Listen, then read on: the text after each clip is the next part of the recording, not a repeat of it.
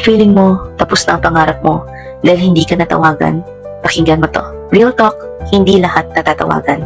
Hindi lahat nabibigyan ng items. Hindi lahat ng nag-apply ay nakakasama sa RQA. Siguro disappointed ka. Siguro anxious ka kasi you feel that the DepEd item or government item na hinihintay mo is your only light for a better future. No, that is not true. Marami pang bagay ang mag-open para sa'yo if you just continue to pursue every good opportunity that comes your way. I also felt like I was a failure during my waiting time, but I needed to keep moving because my parents needed me. Kailangan ko mag-provide. Disappointed ako.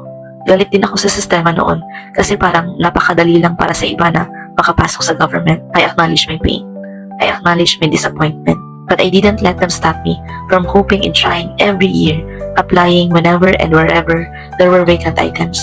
Dumating sa punto na nawawala na talaga ako ng pag-asa. Then, I decided to try one last time sa isang vacancy na nirefer sa akin. But during that time, gumagawa na ako ng mga plano kung ano ang gagawin ko kung hindi talaga ako makapasok sa government. I was already preparing myself for another path. Then sa huling pagkakataong iyon, ibinigay sa akin ang item na matagal ko nang pinangarap. Then I once thought that one of my biggest achievements as a professional was getting that government item. And yes, it was precious. Nagbago ang buhay ko dahil doon. But deep inside my heart, now that I am moving into my 10th year sa DepEd, I can say that some of my precious achievements were the years I spent in private employment. Maliit lang naman ang mga role, hindi rin bongga yung mga posisyon.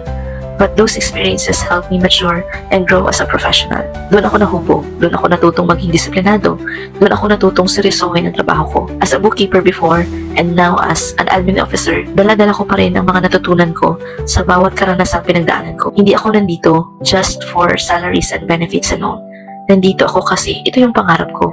Alam ko ang value ng role ko, alam ko ang purpose ko, at alam ko ang impact ng ginagawa ko. So if hindi ka pa natatawagan, kung hindi ka pa nakapasok, continue to pursue your goals while making the best use of your time. Improve yourself through education and experience. Pursue every opportunity that opens for you. Build yourself, not just your pockets. Be a better version of yourself than you were yesterday. I'm rooting for your success. Please keep going.